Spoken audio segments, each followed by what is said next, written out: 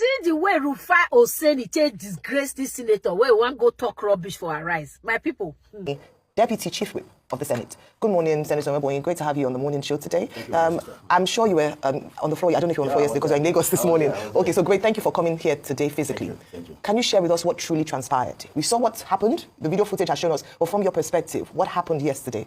Well, thank you so very much, Arise family, for this opportunity to clear the coast on some of this unfortunate incident. It didn't matter city yesterday. It merely distracted us for 1 or 2 minutes. Okay. Before I go into details, I will tell you the sitting arrangement in the Senate. We have two sides of the Senate. The majority party sits at the right-hand side of the presiding officer, while the opposition party sits at the left-hand side of the presiding officer, in this case, the Senate president.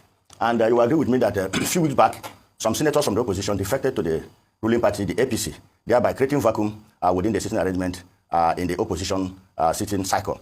And by our rules, particularly Order 6, Rule 1, empowers the presiding officer, which is the Senate president, to reallocate seats to senators where there is defection.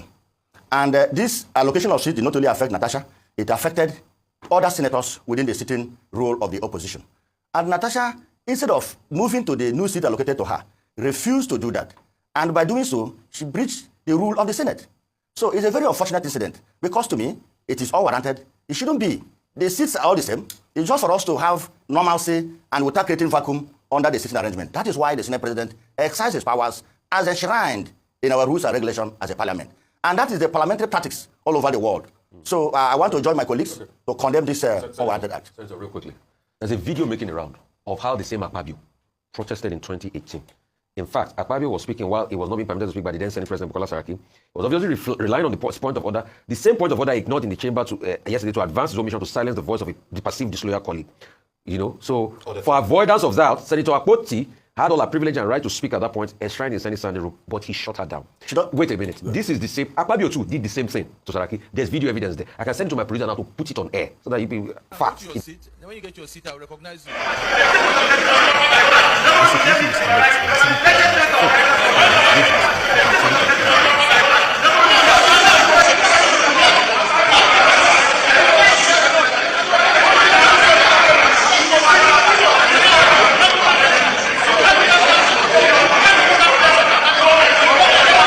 I sat next to Senator Kwankwaso until I was led by the sergeant at arms that this is my seat. I asked the clerk whether he allocated that seat to you. He said he didn't. He told me he would prefer to sit here. So I said there is no microphone there, but he said he will still prefer to sit there. If there's been a senator that I'm allowed to speak without a microphone, state. That's never happened in this chamber. All we said is there's no microphone where you are. Go to a place where there's one and you can speak. Now you have the floor, speak and let us make progress. I want to apologize to my colleagues if I raised my voice earlier, and to say that until the Senate is well reconstituted and the sitting arrangement is well arranged, I want to hold my... Don't lie. Secondly, she complained about persistently suppressing her voice. We all saw when he used words like, this is not a club for his own fellow Senate member. He's not higher than her. He's just first among equals. So he has used words like this, denigrated her. Not only him, all female voices have been stifled in the Senate. Even Kingibe's voice, Regina Kingibe, all of them are complaining. So what they are saying is that there's so much testosterone in the Senate, you suppress female voices. That's what you people are doing. Well, I will speak of what happened during Saraki's time. That is the 8th Senate. I was a state party chairman then, so I wasn't in the Senate. So I can't speak for what I don't know. Well, we can show you the video. We have a very fast. Even if supposing did the same. Akpabio did the same then. Supposing, but without conceding that the last Senate president did so, 2 wrongs cannot make a right. Oh, but we must. Senate is the highest lawmaking body in Nigeria. As far as I'm concerned, the greatest and the most powerful institution under democracy. And as such, we must conduct ourselves in line with our rules. And the rule says you cannot speak except the presiding officer permits you to speak. Go to Order 6, Rule 5. It's there. So what Natasha did is outside the provision of our rules. And nothing can remedy it. Nothing can remedy it. And the allegation that he used to suppress the voice of the female senators, I disagree with you. No, the same yesterday. He said this is not a club now. The same yesterday. Was that right for him to have said? I'm coming. The same answer. Was that right for him to have said? He was not addressing her. No, that the Senate is not a club. He was talking in passing. Yes. But he apologized. He was advising the entire Senate. No, don't raise your voice, Senator. Take your voice down. Thank you. Please don't raise your voice at me. Thank you. With due respect. Thank you, sir. Keep your voice down. Thank you. I'm the moderator here. Thank you. Please. He actually apologized after that statement. So that means he showed contrition. That's a fact. Okay. First and foremost, the statement made by the Senate President on that same day, because I was also in chamber, he was not addressing Senator Natasha. He was addressing the General Senate. The Senate is not a marketplace, a clubhouse, where you can shout on top of your voice the way you want. He's trying to advise us as a father.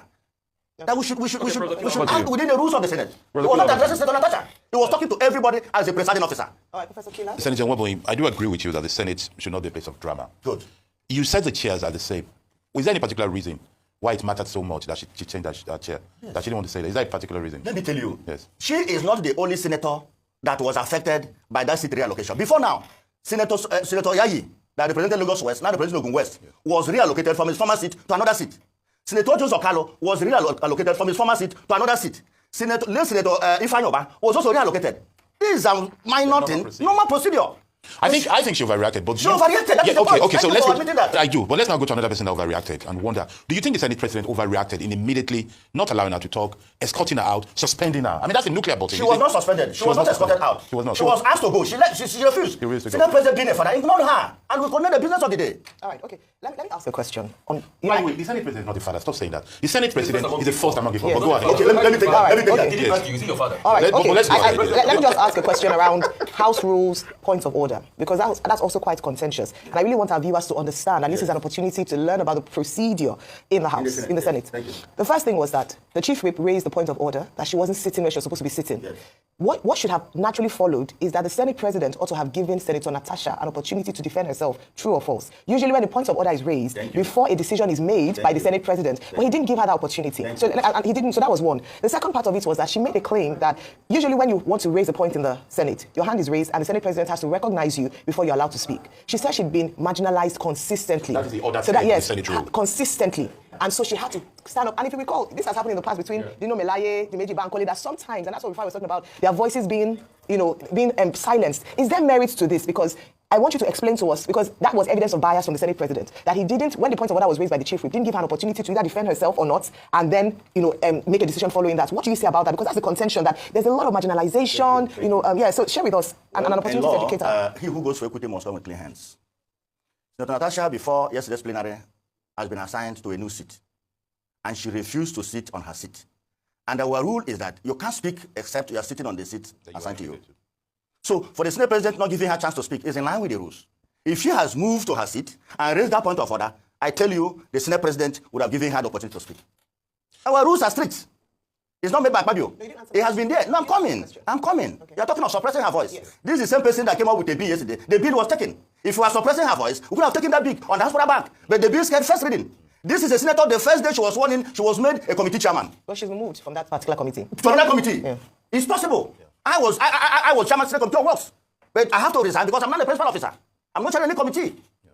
These are rules and practices obtainable in every parliament all over the world. You can't speak. Just as we go, you didn't answer my question around the point of order. Senate President giving her an opportunity. That's what I said. You can't speak until you're on your seat. That answers your question. She could have defended herself based on your seat. Go to your seat. The Senate President made a decision without allowing her to respond to that point. Go to your seat and respond. That is the issue. Get me right. You cannot speak outside your seat. You can't speak outside your seat. Thank you so much. Order 6, Rule 2 to 5. You read it. I can show you. Let me read it with you. No, it's okay. Okay, so the whip ready. It's simple. The whip ready. Senate is a serious institution. It's not a place you can come with whatever you take everybody with. No, we have rules. Not even classroom. Not even a classroom. I want the senators to come and learn from our classrooms how to behave, because we must learn. And from classroom, because in reality, starting from the Senate President to a lot of senators, there's so much drama and little law. We beg you to go back there, reduce the drama, and give us more legislation. All this, their Senate and other, when they go, they talk as if say maybe na babies. Now they see they talk to my people. For the people who see they follow this news, when I know say this Senator Natasha, it don't already get. She said they discriminate her for the Senate already. Even myself, I see one video where Senator Kingibe do. Senator Kingibe na Labour Party na she did. This Senator Natasha na I think PDP na she did. So as it come, they come definitely na APC na come many pass. So APC to APC, they do things like they go be like secret court. Even when this man they call Akpabio like a father, now they say not be your father. Not be father. All of them are just like get a more upper hand.